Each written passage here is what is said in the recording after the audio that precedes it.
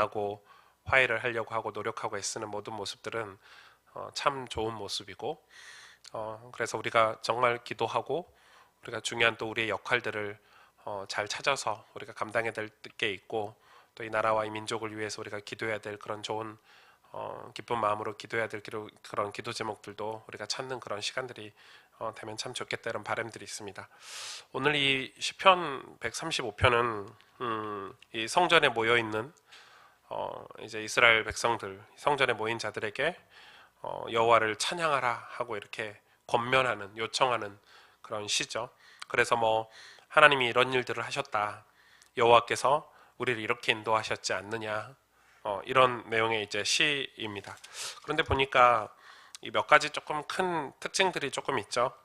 1절부터 이 할렐루야로 시작을 하고 이 마지막도 할렐루야로 이렇게 마치는 시입니다. 그래서 이걸 보통 이제 할렐시라고도 하는데, 여기서 이 할렐은 그 히브리어 원래 원어의 그 할랄이라는 그 자랑하다 뭐 이런 뜻에서 이제 할렐이 나온 건데, 그래서 이 하나님, 이 하나님 아닙니까? 그래서 하나님을 자랑한다, 이게 하나님을 찬양하다, 찬양, 이게 하나님을 찬양하다는 거지만 이 찬양이 우리가 하나님을 자랑할 수 있는, 뭐 자랑하다 이런 의미도 이 할렐루야 안에는 좀 담겨져 있죠, 어원적으로는.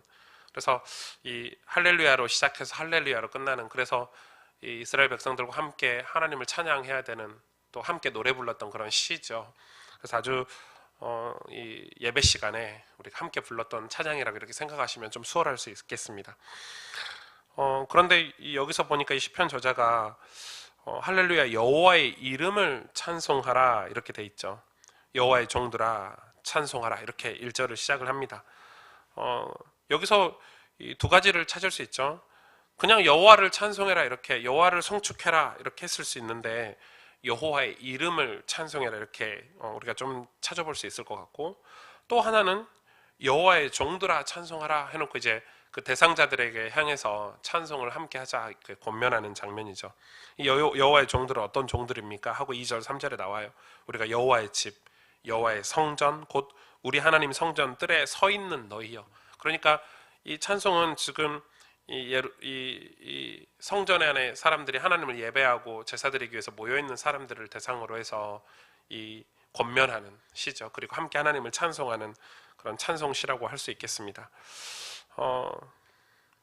저는 이 말씀을 이번 주 좀 묵상하면서 몇 가지 이제 기도 제목을 조금 붙잡게 됐고요. 또 기도 제목을 말씀드리기 전에 이런 내용들을 좀 살펴봐야 되겠는데, 그 제가 예전에 가르쳤던 친구가 하나 있어요.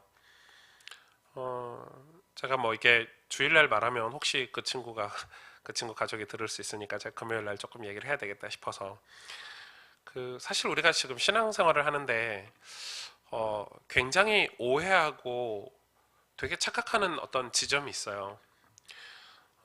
제가 그 친구가 그 친구 고등학교 때죠. 그 친구가 이 고등학교 때 밤에 저희 집을 찾아왔어요. 저희 집은 제가 누나네 집에 얹혀 살 때인데 찾아왔어요.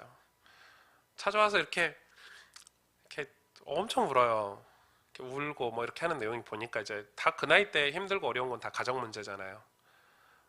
이 주로 이제 그렇게 찾아오면 제가 이제 가정 상황을 이제 알게 되죠. 다 오픈을 하고 이야기를 하니까. 그럼 보통 이제 뭐 엄마 아빠가 싸웠다든지 뭐 가정이 뭐가 문제가 있다든지 이렇게 해서 오는데, 대다수 아이들은 제가 그럴 때 이렇게 방향을 제시해주고 이렇게 이야기를 해주면 그게 원체 큰 문제이기 때문에 맞아요, 제가 그렇게 하면 되겠네 하고 제가 이렇게 답변을 제시를 하면 그 방향으로 살거든요. 이 아이는 좀 독특했어요. 집이 정말 이렇게 어려웠어요. 가난했어요. 뭐 집도 진짜 작은 집에, 제가 그 집에 가보고 깜짝 놀랐어요. 이렇게 네 명이 사는데 그냥 이 방이 이렇게 방이 없는 부엌과 그냥 거실만, 부엌과 이렇게 방 하나가 있는 그런 조그만 아파트였는데, 뭐 그게 문제는 아니죠. 일단 갔는데 되게 깜짝 놀랐어요.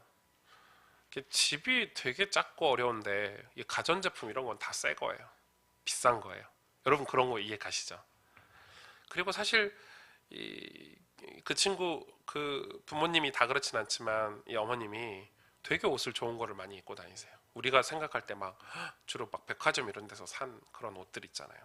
뭐 계절마다 그런 옷들. 저는 우리 교회에서 다 그분이 다 잘 사는 줄 알아요. 그리고 늘 그걸 자랑해요. 그런 나 이번에 이거 뭐 이렇게 세일해서 하나 장만했어 뭐 이런 거 있잖아요. 근데 얘가 그날 울고 저한테 온 거는, 이 친구가 온 거는 이제 그런 그 부모님에 대한 어떤 이 가족에 무슨 일이 있어서 저한테 왔죠. 그래서 제가 그날 엄청 울고 이렇게 이야기를 해줬어요. 누구야, 정신 똑똑히 차려라. 저는 주로 이제 상담을 아주 리얼하게 하는 편이라, 하나님께서 너를 택하셨다. 너 하나님 백성이 분명하냐 했더니 그렇다는 거예요. 그리고 얘가 얼마나 신앙생활을 잘하냐면요, 이 신앙생활을 잘하는 기준이 이제 교회 나오는 거죠. 교회를 다 나와요. 교회에서 활동하는 건, 시키는 건 다 해요. 그런데 제가 지금 뭘 얘기하는지 여러분 들어보셔야 돼요. 근데 안 바뀌어요. 제가 분명히 그랬거든요. 너는 이 고등학교 졸업하고 대학을 가면 돈을 모아라. 돈을 모아서 이 대학 졸업할 때 집에서 나와라. 그래서 네가 작지만 네 작은 집도 하나 구하고 알뜰하게 모아서 그렇게 엄마처럼 살면 안 된다. 뭐 이런 얘기를 제가 아주 구체적으로 몇 번에 걸쳐서 이렇게 얘기를 해줬어요. 근데 아직도 집에서 못 나오고 있거든요. 벌써 여러분 제가 15년 전 얘기니까, 15년이 뭐예요? 더 됐구나. 전 얘기니까. 근데 놀라운 거는 엄마하고 똑같아요. 웃을 일이 아니에요. 똑같아요. 집도 그대로고 그대로예요. 자기 삶은. 그런데 옷은 좋은 거 입고 다니고, 제가 몇 년 전에 이렇게 그 친구 이렇게 광주에 갈 일이 있어서 잠깐 만났는데, 너 집에서 안 나오냐 이랬더니 뭐라고 한줄 아세요? 돈이 없대요. 직장을 좋은 데 다녀요. 돈도 제법 벌어요. 그런데 늘 빚이에요. 그 말은 제가 15년 전에 그 친구한테 얘기해줬던 그 영적인 얘기를 한 개도 못 알아먹은 거예요. 한 개도 알아먹지 못했어요. 제가 지금 영적인 거를, 여러분 주일날 설교를 들을 때 이거를 그냥 이렇게 한국말이니까 들리잖아요. 여러분 그렇게 들으시면 안 돼요. 이걸 굉장히 영적인 얘기를 하고 있는 거예요. 그러면 목사님, 그 친구가 집에서 나와서 자기 집 구하고 이렇게 사는 게 영적인 겁니까? 그럼요. 여러분 그게 얼마나 영적인 건지 몰라요. 그래서 늘 교회 가면은 이 패를 가르고 자기하고 맞는 사람들을 찾고 늘 남 얘기하고 시기하고 질투하고 그 생활에서 벗어나질 못하는 거예요. 놀라운 거는 얘도 그래요. 그렇게 엄마 때문에 힘들어하고 그렇게 울고 청소년 시기에 그렇게 마음 아파하고 하나님 앞에 기도했던 애가 그 삶을 그대로 살아가는 거예요. 한 개도 틀리지 않고요.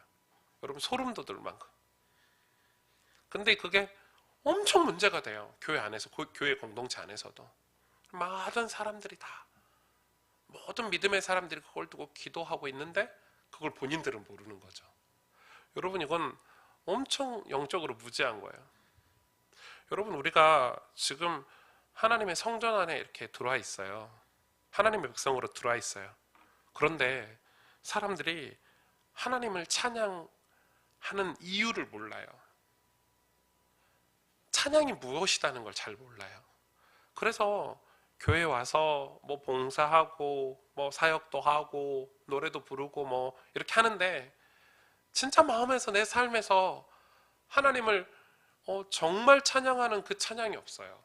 그 말은 하나님을 실존적으로 믿지 않는다는 거예요. 그러니까 이 영적으로 내가 어떻게 살아야 되겠는지, 하나님이 나에게 무엇을 말씀하시는지에 대해서 귀담아 듣지 않고 들을 수 있는 환경이 안 되는 거예요. 그러니까 여러분 변화가 없어요. 삶에. 예수님을 믿는데, 여러분 우리가 하나님의 백성인데 죄와 싸우질 않아요. 내 환경이 그릇되다는 걸 알면서도 싸우려고 하지 않아요. 여러분 노력이 없으면, 오늘 저는 이렇게 남북 정상들이 만나는 모습을 보고 진짜 노력 많이 했겠다. 여러분 그냥 어제 전화해가지고 내일 만납시다 이렇게 해서 저게 됐을까요? 수많은 사람들이 보이지 않게 정말 많은 노력을 했겠죠. 제가 주일날도 말씀드릴 건데 여러분 부부 생활, 결혼 생활도 똑같아요. 여러분 이 집사람이 제 아내가 되게 소중하고 고맙고 하지만 어쩔 때는요 이 그렇지 않은 마음이 들 때도 있어요. 그런데 행복하고 결혼 생활이 되게 의미 있고 가치 있는 것은 어떻게 해야 될 때 가능하죠? 그만한 대가를 치를 때예요. 부부 사이에 문제 있는 분들이 대다수의 상담을 할 때 저한테 이렇게 위험한 상담을 해요. 이렇게 질문을 해요. 목사님 왜 우리 집만 이럴까요? 아 누구네 집은 되게 부럽고 남편이 잘해주고 막 아내가 잘해주고 뭐 이런 얘기를 해요. 여러분 남편이 잘해주고 아내가 잘해주는 게 맞죠? 그래서 제가 그 이야기를 그런 상담을 하면 꼭 하는 얘기가 있어요. 이 당신은 저 남자하고 만나고 저 여자하고 만나도 당신 저렇게 저런 행복한 가정을 못 산다고 제가 얘기를 해요. 왜 그렇죠? 그 사람들은 남들이 볼 때 되게 행복하게 보이는 진짜 행복한 그 가정은 그만큼 대가를 치르는 거예요. 무슨 대가를 치르고 있죠? 남편이 헌신을 하고 아내가 헌신을 하고 고마워, 사랑해, 수고했어라는 말들이 그 가정에 늘 넘치고 뭔가 부부가 잘 화목하게 지내고 가정이 좋다는 것은 보이지 않지만 그 밑에 그 많은 수고를 해요. 왜 이 가정은 여기는 부러워하지만 실제 그런 삶을 못 사냐면 그런 이 힘들고 어려운 일들을 하지 않으려고 하기 때문에 그래요. 여러분 지금 무슨 말인지 이해가 되십니까? 그 친구가 저한테 그랬어요. 아직 너무 선명해요 저는. 목사님 저는 왜 우리 집은 왜 이렇게 가난하고 우리 집 왜 이렇게 행복이 없을까요? 아니 그래서 제가 얘기를 해줬어요. 너 그렇게 가난하게 안 살아도 되고 불행하게 안 살아도 돼. 너 하나님 자녀잖아. 그러니까 네가 이렇게 계획을 세워서 거기서 벗어나려고 했어. 그 벗어나려고 애쓰는 거를 단 한 번도 시도하잖아요. 그건 하기 싫은 거예요.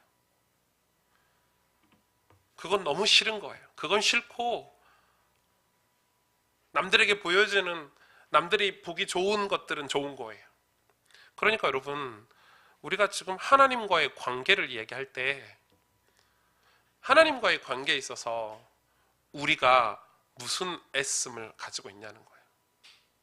여러분 정말 놀랍죠. 우리가 주일날 예배를 드리는데 우리가 보통 이렇게 주일날 예배를 이렇게 한번 딱 드리잖아요. 사람들은 생각을 해요. 내가 주일날 예배를 드렸으니까 이 1시간 예배를 드렸으니까 나머지 6일 동안 하나님께서 책임져 주실 거야. 인도해 주실 거야. 맞죠? 하나님 편에서는 그게 맞는 말일 수 있어요. 그런데 사실은 그 주일날 예배 한 번 드린 것이 신앙생활이라고 사람들이 많이 생각을 해요. 그러나 완전 오산이에요. 틀린 거예요. 진짜 예배는 우리의 삶에서 매일 예배가 되어지는 게 진짜 예배죠. 그런 삶들이 있어서 주일 예배도 힘이 있고 능력이 있는 건데 여러분 이거는 정말 놀라운 비밀이라고 할 수 없겠지만 여러분 매일 이런 거예요.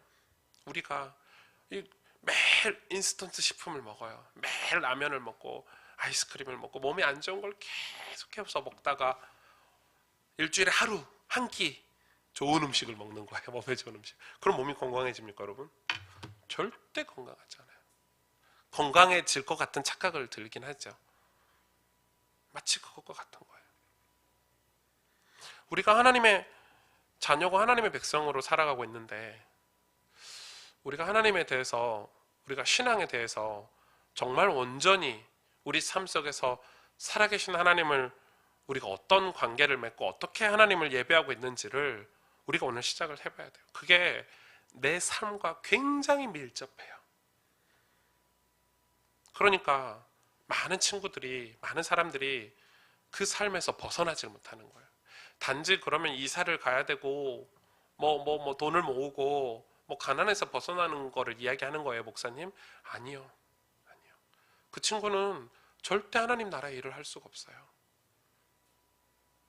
하나님이 원하시는 삶을 하나님이 원하시고 하나님이 주고자 하시는 그 비전을 그 친구는 이룰 수가 없어요. 늘 그 환경에 반복되게 묶여 있기 때문에 벗어나지 못하는 거예요. 그러니까 늘 남과 비교하고 낙심하고 좌절하고 반복되는 사이클 속에 사는 거죠. 하나님을 원망하고. 오늘 이 시편 35편은 하나님을 찬송하라, 여호와를 송축하라, 이 메시지의 찬양인데 두 가지 이유가 있죠. 왜 송축해야 되냐 했을 때 이 3절 4절에 보니까 3절 4절에 보니까 여호와를 찬송하라, 여호와는 선하시며 그의 이름이 아름다우니 그의 이름을 찬양하라. 왜 여호와의 이름을 찬양하라 했냐면요, 그의 이름이 선하시고 그의 이름이 아름답기 때문에. 여러분, 그 여호와의 이름이 선하시고 아름답다는 것을 경험해 보셨습니까? 묵상해 보셨습니까? 아, 우리 하나님이, 그 여호와의 이름이, 하나님의 이름이 엄청 선해. 그 이름이 너무너무 아름다워. 막 말로 표현할 수 없을 만큼 너무 존귀하고 너무 가슴 벅차고. 여러분, 이걸 묵상해 보셨습니까? 그런데 지금은 그거에 대해서, 하나님에 대해서, 하나님의 성품, 하나님의 이름에 대해서 우리는 묵상하지 않지요. 왜냐하면 하나님에 대해서 우리가 알려고 애쓰지 않고, 하나님이 내 삶에 어떤 영향을 끼치는지에 사실은 실상은 하나님하고 별 상관없이 계속해서 우리 뜻대로, 우리 중심대로 살아가기 때문에, 하나님께서 나를 기뻐하신다는 것은 내가 내 뜻대로, 내 중심대로 살기 때문이 아니라, 내가 하나님의 이름이 어떤 분인 줄 알고 내 삶, 자기 중심적인 삶을 포기하고 하나님을 주인으로, 하나님 중심으로 살기 때문에 하나님이 나를 기뻐하시는 거죠. 여러분, 안 그렇습니까? 하나님 우리를 기뻐하신대요. 오늘 말씀에 하나님 우리를 너무너무 기뻐하시는데, 왜 우리를 기뻐하시냐면 내가 하나님이 원하시는, 하나님이 기뻐하시는 그런 삶을 살기 때문에 하나님 우리를 기뻐하시는 거죠. 그런데 우리의 삶은 여전히 내 자기 중심적이고 이기적이고 하나님과 상관없이 내 뜻대로 산다면 하나님 우리 인생을 기뻐하실 이유가 없죠. 왜 하나님이 이스라엘 백성 중에서 기뻐하시는 사람이 있었고 그렇지 않은 사람이 있었죠? 여러분, 다 하나님이 기뻐하시지 않으셨죠. 이런 자들이 기쁨으로 하나님을 주인으로 모시겠다고 결단하고 말씀대로 살겠다고 결단한 그런 자들이 할렐루야라고 외치면서 예배드릴 수 있는 거죠. 이건 너무 정확하죠. 그리고 두 번째 보니까 4절에 보니까 여호와께서 자기를 위하여 야곱 곧 이스라엘을 자기의 특별한 소유로 택하셨다, 이렇게 돼 있죠. 누가 여호와를 송축할 수 있냐면 하나님께서 자기를 위하여 특별한 소유로 선택하셨다는 거예요. 그런 선택받은 사람이 하나님께서 미리 구원받을 사람을 선택하셨다는 건데, 이런 사람이 하나님을 찬송할 수 있다는 거예요. 그럼 여기서 우리가 질문해 볼 필요가 있죠. 하나님이 특별히 선택했어? 그럼 나를 하나님 특별히 선택했네? 그런데 이제 어떤 사람들은 여기서 이런 이 논리가 들어오죠. 그럼 우리가 구태여 애써서 전도할 필요 없겠네?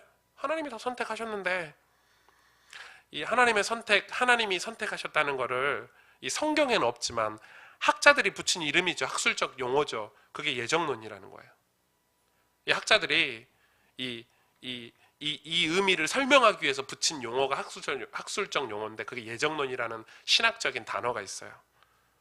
근데 이 사람들이 이 예정론과 뭘 헷갈리냐면 운명론하고 헷갈리는 거예요. 혼동이 되는 거예요. 이 성경이 의미하는, 즉 하나님이 선택하셨다는 걸 의미하는 소위 이 예정론은 뭐죠? 운명론이 아니에요. 될 대로 되라. 하나님 때 되면 구원하시겠지.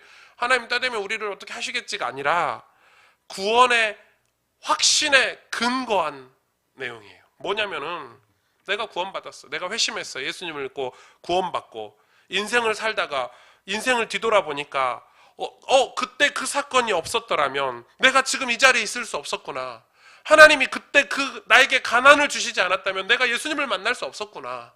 그때 내가 그런 고난이 없었다면 내가 지금 이 하나님을 영광스럽게 찬양하는 이 자리에 있을 수 없었구나. 그게 우연의 일이 아니라 하나님께서 나를 위해 계획하신 사건이라고 고백하는 거예요. 그 예정론이에요. 대표적인 사람이 야곱이죠. 오늘 야곱을 이야기하고 있죠. 성경에서 야곱은 철저히 자기 중심적인 삶을 살던 사람이에요. 철저히.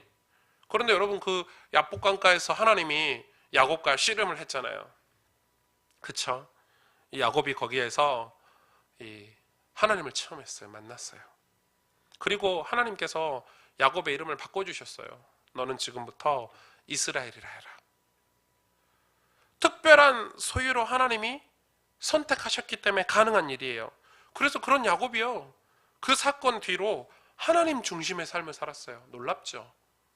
그래서 엄청 믿음의 가문을 이루는 믿음의 선조가 됐어요.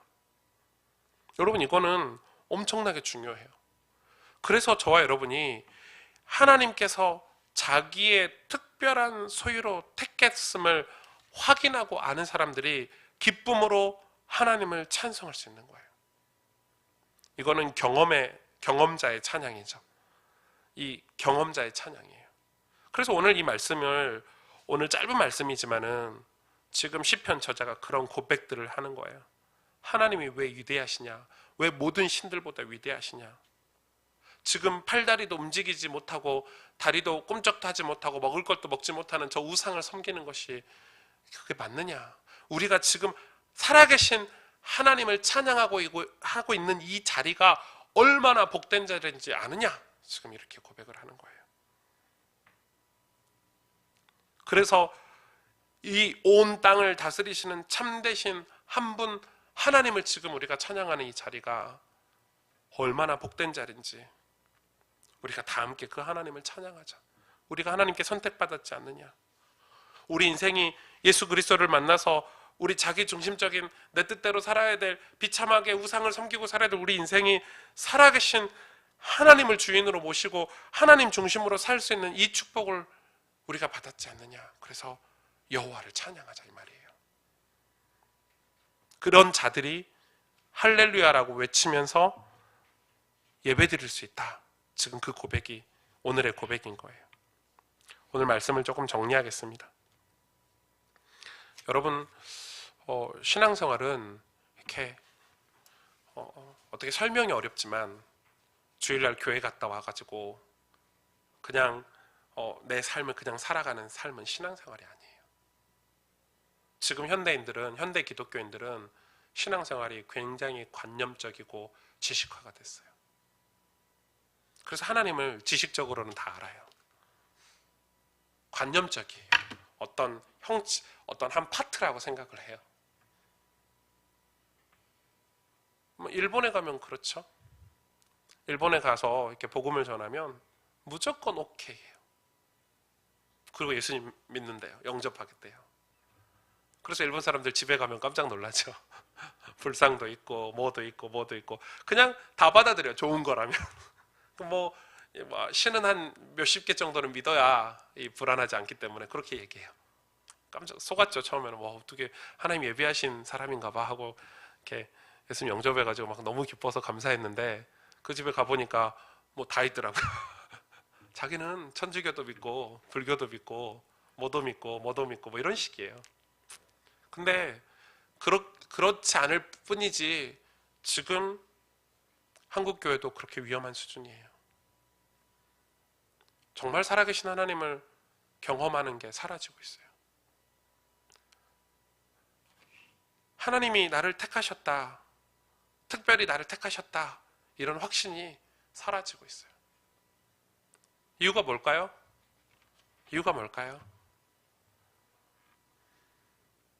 그게 영적인 거예요. 여러분, 영적인 거는 매우 디테일해요. 여러분, 교회 다니면서 영적인 걸 놓치면 다 놓치게 돼요. 이스라엘 사람들이 육신적인 좋은 거, 그래서 이스라엘이 잘 먹고 잘 살고 우상을 섬기고 이런 악순환이 계속 반복됐어요. 그래서 하나님을 잊어버리고 재앙이 들이닥치고 그럼 또 하나님 앞에 가서 하나님 살려주세요 하고 이런 악순환이 이스라엘의 역사예요. 언제 그게 끝났죠? 예수님이 오시면서 끝났죠. 지금 우리에게 주는 교훈이에요. 저는 정말 오늘 이 말씀이 중요하다고 생각해요. 우리가 여호와를 지금 송축하라 이렇게 하신 메시지가 성전 뜰 안에 있는 이스라엘 백성들에게 여호와를 송축하라라고 얘기하고 있어요. 이 말이 무슨 말이죠? 아니 성전 뜰에 모였는데 예배 드리려고 제사 드리려고 모든 사람이 모였는데 왜 여호와를 송축하라라고 또 거기서 외치고 있죠? 거기 안에 그 무리 안에 그 성전 안에 예배 드리는 사람들 속에 하나님을 송축하지 못하고 할렐루야라고 외치지 못하는 사람들이 너무 많다는 거예요. 지금 한국 교회 안에 정말 구원받은, 내가 예수님을 만나서 내 삶이 회심해서 정말 내 중심이 아니라 하나님 중심으로 살아가는 사람, 그리고 하나님께 택함을 받아서 그 택함에 대한 감사함으로 하나님께 찬송하는 사람이 많지 않다는 거예요. 그 친구처럼 오랫동안 교회를 다녔어요. 정말 오래, 태어나면서부터. 저보다 교회를 더 오래 다녔죠. 저는 예수님을 믿지 않는 불신 가정에서 고등학교 때 예수님 믿고 신앙생활 했지만, 차이점이 뭘까요? 저는 말씀을 듣고 성경을 읽으면 이게 사실로 믿어져요. 그리고 어떤 현상이나 사건 뒤에 영적인 걸 생각을 해요. 말을 한마디 하고 행동을 하나 해도, 우리가 무엇인가 내 인생을 선택할 때도 하나님 앞에서 하나님이 두렵고 하나님이 진짜 기뻐하시는 일이 무엇인지 그걸 생각해요. 여러분, 그래서 우리 삶도 하나님이 함께 하시는 게 진짜 믿는다면, 임마누엘이라 그러잖아요. 하나님이 함께 하신다면서요. 그런데 실상 우리 삶으로 돌아가면 하나님이 함께 하신다는 것은 관념적이고 지식적이지 실제적이지 않다는 거예요. 그래서 하나님과의 관계가 문제가 많은 거예요. 마치 부부 사이에 문제가 많은 것은 그냥 문제가 많은 게 아니에요. 성격 차이라고 하는데 성격 차이 없는 부부가 어디 있어요? 여러분, 가정에 문제 없는 가정이 어디 있어요? 아이 키우면서 안 힘든 가정이 어디 있어요? 그래서 그러나 내 아내를 사랑하고 내 남편을 사랑하고 또 하나님 우리 가정과 함께 하시기 때문에 내가 수고하고 힘쓰고 노력하는 거잖아요. 그 수고하고 힘쓰고 노력하고 고마워, 감사해, 사랑해, 그런 말 한마디 한마디가 이 아름다운 결혼 생활을 만들어내는 거잖아요. 그건 실제로 믿기 때문에, 영적인 사실을. 신앙도 그러는 거예요. 여러분, 우리가 하나님을 정말 찬양하고 있습니까? 여러분, 입술로 여호와 하나님을 송축하고 여호와 하나님을 자랑하고 있습니까? 아닌 거죠. 교회 속에 있지만 그 경험이 없는 거죠. 저는 그게 우리 안에 가장 지금 큰 영적인 이 위기가 아닌가. 사도 바울이 자유인이었잖아요. 바울은 엄청나게 잘 살았어요. 권력도 있었고 힘도 있었고 지식인이었고 전문인이었고. 그런데 스스로, 바울 스스로 뭐라고 고백합니까? 예수 그리스도의 종 된 나 바울은, 이렇게 해요. 여러분, 스스로. 물론 하나님의 강권하심이 있었지만 바울이 스스로 자기 마음대로 살았죠. 자기 원하는 대로, 살고 싶은 대로 살 수 있는 사람이었죠. 그런데 이제 스스로 뭐라고 고백합니까? 이제 하나님 뜻대로만 살겠다. 하나님의 이름을 위해서 살겠다. 그게 내게 가장 큰 기쁨이고 그게 내게 가장 큰 행복이다라고 바울이 얘기했어요. 오늘 시편저자도 그 고백을 하고 있는 거예요. 여러분, 다윗이 그 고백을 계속 하고 있잖아요. 그 말은 살아계신 하나님, 온 땅을 다스리시는 참되신 참신이신 한 분 하나님을 경험한 거죠. 여러분, 그 하나님을 경험하기를 원합니다. 여러분, 우리 인생의 가장 큰 기도 제목은 그거여야 돼요. 그리고 하나님이 나를 택하셨구나, 하나님이 나를 특별히 택하셨구나, 그게 얼마나 여러분 큰 축복입니까? 그 경험이 있기를 원하고, 그래서 하나님이 나를 기뻐하시는 삶이길 원해요. 하나님이 나를 기뻐하시는 삶, 내가 하나님 중심으로 사는 삶. 여러분, 그런 자들은, 여러분, 평화를 원할까요? 전쟁을 원할까요? 평화를 원하죠. 그런 자들은 가정에서 섬길까요? 대접받으려고 할까요? 섬기겠죠. 서기관들처럼 대접받으려고 하지 않을 거예요.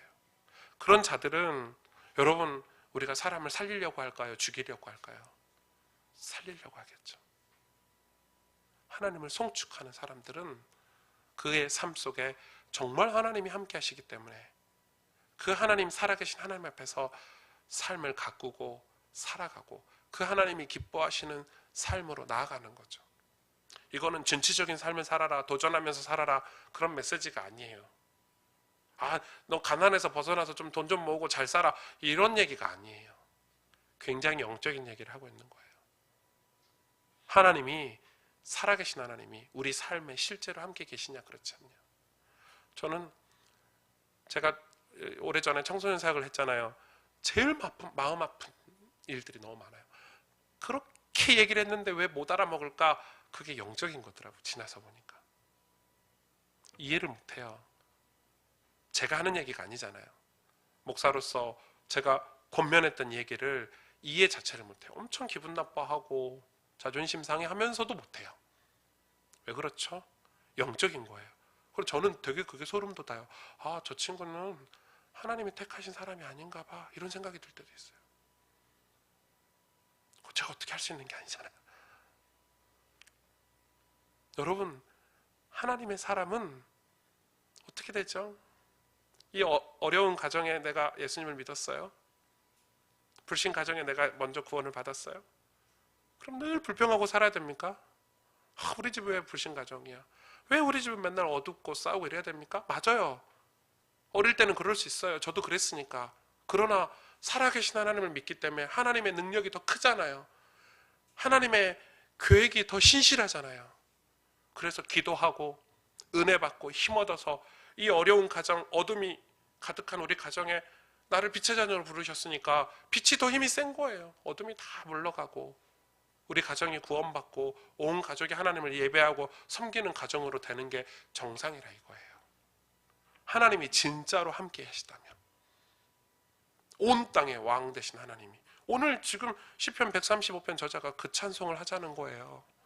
지금 우리가 우상, 말도 못하고 팔도 못 움직이는 저 우상 섬기는 저 사람들 속에서 살아계신 하나님을 송축하지 못하고 자랑하지 못하고 사는 게 말이 되냐? 우리 하나님을 찬양하고 살자. 할렐루야 고백하고 살자. 하나님의 백성들이 하나님의 백성답게 살자. 지금 그 이야기를 하고 있는 거예요. 여러분, 오늘 메시지가 우리에게 정말 중요한 기도 제목이 되길 원해요. 영적으로, 또 여러분의 삶, 실제 삶에서 함께 기도하겠습니다.